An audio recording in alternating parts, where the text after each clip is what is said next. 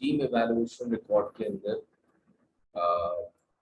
आप देख सकते हैं कि इसमें बुनियादी तौर पर 4 सेक्शन है।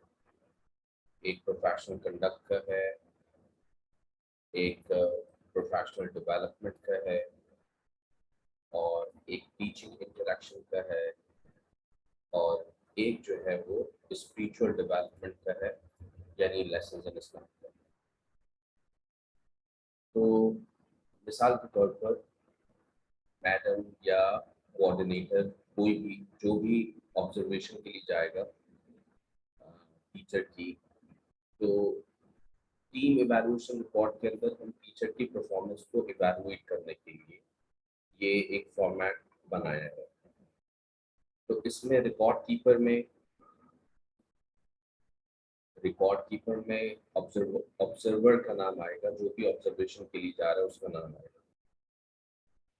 पर्सनल इंफॉर्मेशन में जिस टीचर की ऑब्जर्वेशन ली जा रही है या की जा रही है, हम यहाँ पर पर्सनल इंफॉर्मेशन में उन टीचर की सारी तफसील लिखेंगे। उनका नाम, कितने हफ्ते की ऑब्जर्वेशन आप करने जा रहे हैं, मिसाल के तौर पर पिछले 8 हफ्तों की, 10 हफ्तों की। उम्मी तौर पर व्हाट आई वुड रिकमेंड कि ये हर 10 हफ्ते में, जैसे हर क्वार्टर में हम पीटीएम करने जा रहे हैं करेंगे, ऐसे ही क्वार्टरली टीम इवैल्यूएशन रिकॉर्ड भी करें। तीसरी चीज़ है उन टीचर की पोजीशन के वो डायरेक्टर्स हैं, को टीचर हैं या क्या है, जो भी उनकी पोजीशन है। चौथी चीज़ है कि उनको कौन कौन सी क्लास डेजिग्नेटेड है। अगर वो सब्जेक्ट टीचर हैं तो कौन कौन सी क्लास में पढ़ा रही हैं, और अगर वो क्लास टीचर हैं तो उनको कौन सी क्लास डेजिग्नेट की गई है, और उस क्लास में नंबर ऑफ स्टूडेंट्स कितने हैं। उनके पास जो सबसे बड़ी सर्टिफिकेशन है टीचिंग से रिलेटेड, वो कौन सी है और वो कौन सी ब्रांच में पढ़ा रहे हैं। अभी आपकी एक ब्रांच है, तो जो भी ब्रांच आपकी है वो यहाँ पे आ जाएगी। अर्निंग ऑफ पॉइंट्स की डिटेल ये है कि यहाँ पर आप देख सकते हैं कि बुनियादी तौर पर अ,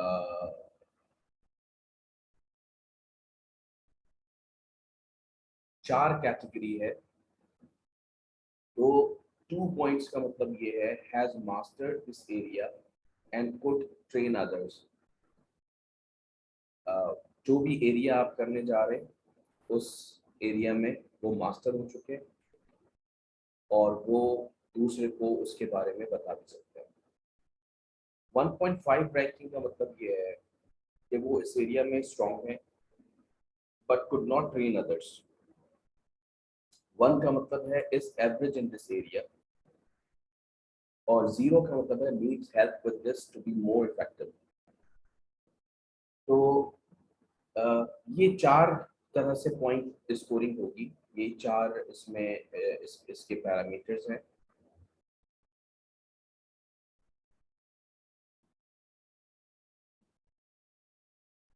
ठीक है। अब प्रोफेशनल कंडक्ट में सबसे पहली चीज आ जाएगी अटेंडेंस। अटेंडेंस के अंदर जैसे यहाँ पर पीरियड कवर्स, पर्सनल इंफॉर्मेशन में जो पीरियड कवर है, ये एरिया जो है पीरियड कवर्ड का,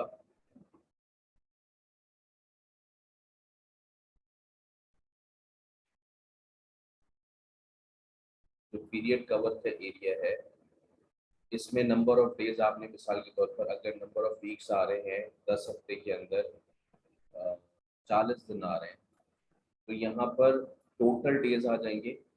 और यहाँ टोटल डेज में कितने दिन वो आए, 40 में से 40 आए या 40 में से 38 आए, जो भी यहाँ पर नंबर ऑफ डेज हैं, अटेंडेंस है, वो यहाँ पर आ जाए। अराइवल ऑन टाइम में इज शी और he has mastered in this area. Arrival on time में अगर आप जो टीचर जिनकी ऑब्जर्वेशन की जा रही है, अगर वो पंक्चुअल हैं, टाइम पे आती हैं, तो उनको 2 पॉइंट्स दिए जा सकते हैं। अगर वो कभी टाइम पे आती कभी नहीं आती तो 1.5 दिया जा सकता है। अक्सर टाइम पे आती है और कभी कभार नहीं आती तो 1.5 दिया जा सकता है, कभी टाइम पे आती है कभी नहीं आती तो 1 दिया जा सकता है। ये इसको देख सकते हैं। तीसरी चीज जो है वो टीचर को हम एज अ रोल मॉडल, एक इस्लाम के स्कूल में टीचर एक रोल मॉडल होने चाहिए in front of students, in front of यानी क्लास जो बच्चे हैं उनके सामने। तो टीचर का ड्रेस एज पर शरिया होता है या वो एज पर शरिया नहीं होता। ड्रेस एज पर शरिया का मतलब ये है कि लिबास जो है वो टीचर अप्रोप्रिएट पहन के आए, कोई स्कूल के अंदर आ रहे हैं, कोई फैशन शो में नहीं आ रहे। तो इसको जो है यानी देखना ज़रूरी है कि टीचर्स के ड्रेस जो है वो एज पर शरिया हो। मेंटेन चिल्ड्रन प्रोग्रेस के अंदर जो भी क्लासरूम से रिलेटेड बच्चों की प्रोग्रेस को मेंटेन करने की जिम्मेदारियां उनको बताई गई हैं। अ, बच्चों की किताबों को संभालना, उनके बैग को देखना, बच्चों को उसके लिए मोटिवेट करना। अगर क्लासरूम के बच्चे छोटी क्लासेस हैं तो उसमें टीचर्स की इन्वॉल्वमेंट ज़्यादा होती है, अगर थोड़े बड़ी क्लासेस हैं तो उसमें बच्चों को जिम्मेदार बनाया जाता है। तो इसमें वो टीचर कहाँ खड़ी हुई है। Maintain good relationship with students और एज वेल एज जाहिर है कि विद विद कोलीग्स भी, उसमें वो कहाँ खड़ी हुई है। वर्क्स एज टीम प्लेयर, या वो सबके साथ मिलके काम करने में जी।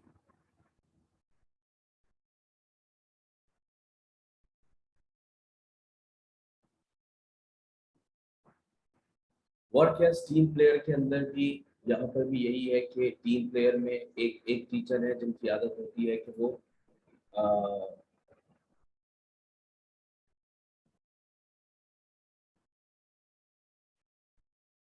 सारे एरियाज के अंदर, प्रोफेशनल कंडक्ट हो या प्रोफेशनल डेवलपमेंट हो, सारे एरियाज में एरियाज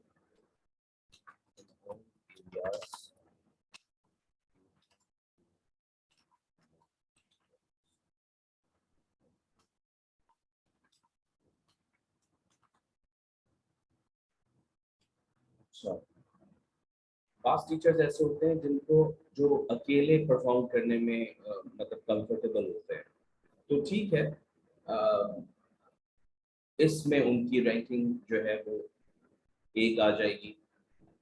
लेकिन बाद लोग ऐसे होते हैं जो माशाल्लाह अकेले भी काम करने में उनको वो कंफर्टेबल होते हैं, और अगर 5-6 लोगों के साथ काम करना पड़े तो उसमें भी कंफर्टेबल होते हैं।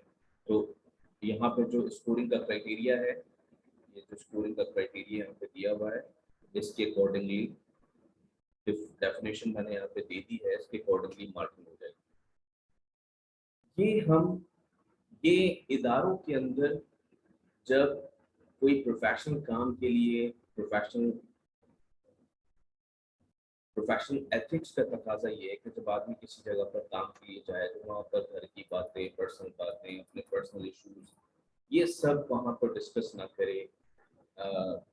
बाज़ औक़ात जो है वो टीचर्स इतनी पर्सनल हो जाती हैं कि फिर वो रिश्ते की बातें शुरू हो जाती हैं वहाँ पर। और मैंने देखा है बाज़ स्कूल्स के अंदर कि वहाँ पे बाज़ टीचर जो है वो एक दूसरे में, हमारे यहाँ कराची में उसको बीसी कहते हैं, बचत कमेटी, तो वो लोग जो है वो बचत कमेटी डालना शुरू हो जाते हैं और पता नहीं तरह तरह की स्कूल से निकलकर पार्टियां हो रही हैं, लोग एक दूसरे के घर जा रहे हैं।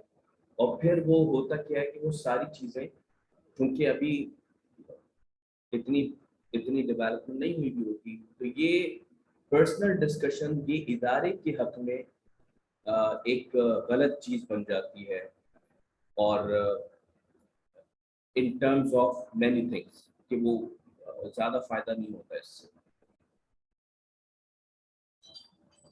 अच्छा जी, प्रोफेशनल डेवलपमेंट में attends all PV sessions. PV sessions means professional development session. कोई ट्रेनिंग हो रही है, कोई वर्कशॉप हो रही है, कोई सर्टिफिकेट कोर्स हो रहा है, कुछ भी हो रहा है इदारे की तरफ से, तो वो उसको अटेंड करते हैं या नहीं करते।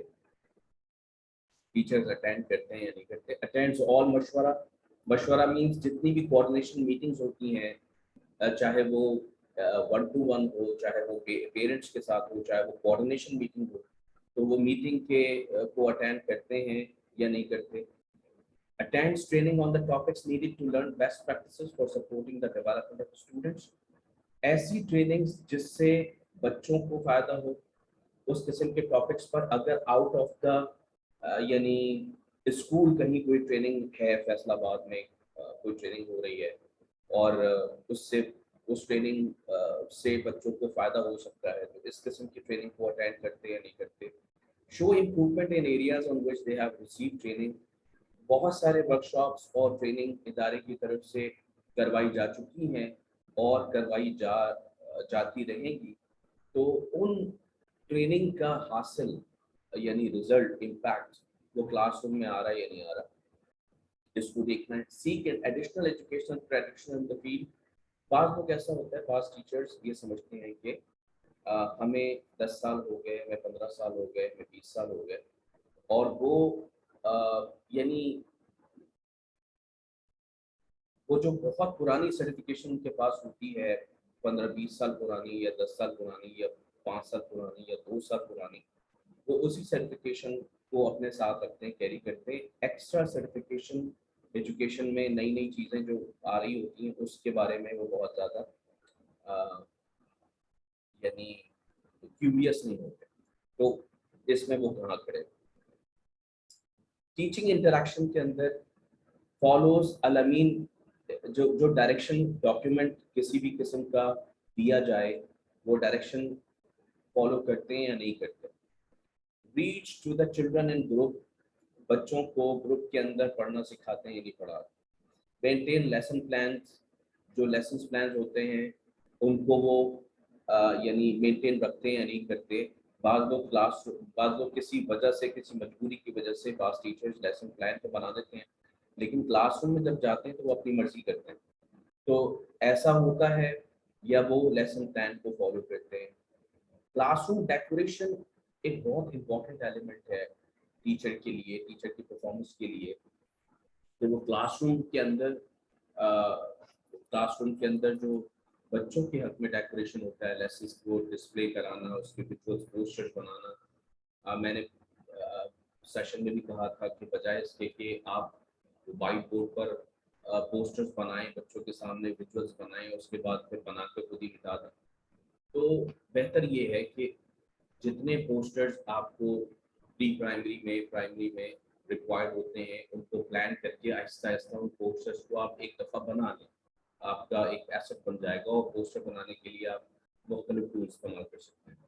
Engage the children in lesson. बाज़ औक़ात बच्चे अटेंटिव लिसनर नहीं होते, क्लासरूम के अंदर उनका इन्हिमाक और उनकी इंगेजमेंट ऐसी नहीं होती जिससे बच्चों को उस सबक में, जो सबक वो लेने आए हैं, जो भी आज का टॉपिक है, लेसन है, वो उसमें अच्छा रिजल्ट दिखा सके। तो क्या टीचर के पास ऐसी स्ट्रैटेजीज टीचर अप्लाई करती हैं जिससे बच्चे क्लासरूम के अंदर वो जो टॉपिक है टीचर का उसमें वो एंगेज होते हैं या नहीं। Develop thematic unit. आपके यहाँ थीमेटिक यूनिट वैसे अनाउंस नहीं है, लेकिन भारत थीमेटिक यूनिट पे मैंने बात की थी, तो इसको देख सकते हैं, इसको हटा भी सकते हैं, उसको रख भी सकते हैं। Develop the positive behaviour in the classroom. देखिए, एक टीचर की तरफ से पॉजिटिव बिहेवियर ये होना चाहिए कि वो टीचर किसी बच्चे को ब्लेम ना करे, और टीचर जो है वो क्लासरूम के अंदर बायस ना हो। बायस ना होने का मतलब ये है कि ऐसा ना हो कि वो चंद बच्चों को बहुत यानी रिस्पॉन्ड करती हैं और कुछ बच्चों को वो इग्नोर करती हैं। वो बच्चे जो पेरेंट्स उनकी शिकायत करते हैं या किसी से शिकायत करते हैं या उनकी बात बहुत अच्छी तरह नहीं सुनते, तो टीचर बाज़ औक़ात ऐसे बच्चों से थोड़ा सा खिंचाव पैदा हो जाता है। तो ऐसा माहौल तो नहीं है क्लासरूम का। लेसन्स इन इस्लाम का मतलब जो है वो स्पिरिचुअल डेवलपमेंट है टीचर की। मैं ये समझता हूँ कि क्लासरूम हो या आउट ऑफ द क्लासरूम हो, स्कूल एनवायरनमेंट हो या आउट ऑफ द क्लासरूम या स्कूल एनवायरनमेंट हो, हमारी जिम्मेदारी है कि हम अपनी स्पिरिचुअल डेवलपमेंट पे कॉम्प्रोमाइज ना करें। लिहाजा अगर इदारे की तरफ से कोई बयान हो रहा है तो उस बयान को एहतमाम से अटेंड करना, रोज़ाना फ़ज़ाइल अमाल, फ़ज़ाइल सदक़ात और अलैकुम बिस्सुन्नती एक किताब आती है छोटी सी, कोई वक्त मुकर्रर करके, जिस वक्त में बच्चे नहीं होते, बच्चों के आने से पहले या बच्चों के जाने के बाद 5 मिनट 10 मिनट तालीम जो है वो कराना, उसकी तालीम कराना। और 5 वक्त की नमाज तो हम पर फ़र्ज़ है, तो 5 वक्त की नमाज का एहतमाम करना, फॉलो सुन्ना इन हिज और हर डेली लाइफ स्टाइल। तो जो बेसिक सुन्नत है, यानी मैंने आपसे अर्ज किया कि टीचर जो है, एक इस्लामिक स्कूल, जब हम ये कह रहे हैं अल-अमीन स्कूल एक इस्लामिक स्कूल है, तो अल-अमीन स्कूल के अंदर एक टीचर को से ये एक्सपेक्ट करना कोई मुहय्यरुल उक़ूल बात नहीं है, कोई ऐसी बात नहीं है कि एक टीचर कम से कम बुनियादी सुन्नतों पर अमल करने वाली हो।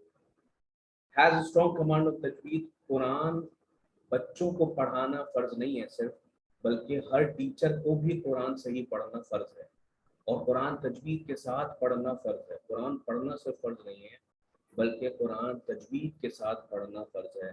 तो इसके लिए टीचर कोई अपने अपने इस डेवलपमेंट के लिए कोई टाइम वो निकालते हैं या नहीं करते। और एक बहुत ही अजीब चीज़ हो जाती है, यानी प्रोफेशनल एनवायरनमेंट के अंदर जो एक प्राइवेट पॉलिटिक्स वाली बात होती है वो शुरू होती है जब आदमी बैक बाइटिंग करता है, गीबत करता है, डोमिनियरिंग पर्सनालिटी की तरफ चले जाता है, किसी को बढ़ाता है, किसी को गिराता है। इस किस्म का माहौल वो प्रोफेशनल इदारे में यानी की खराबी का बाइस बनता है। लिहाजा बैक बाइटिंग करती हैं या नहीं करती, तो वो यहाँ पर उसकी रैंकिंग आ जाएगी। जब ये ऑब्जर्वेशन हो जाए, इस ऑब्जर्वेशन पर यहाँ पर प्रिंसिपल की जगह पर, सुपरवाइजर प्रिंसिपल की जगह पर ये ऑब्जर्वेशन करने के बाद ये रिपोर्ट मैडम के पास जाए, मैडम अनीला के पास, और यहाँ पर वो अपने रिमार्क्स दें, जो भी वो रिमार्क्स देना चाहते हैं। स्कूल बोर्ड के पास जाए, अनीस साहब के पास, ऊपर तनवीर साहब के पास, यहाँ जाए और वो उसको यहाँ पे रिमार्क्स दें।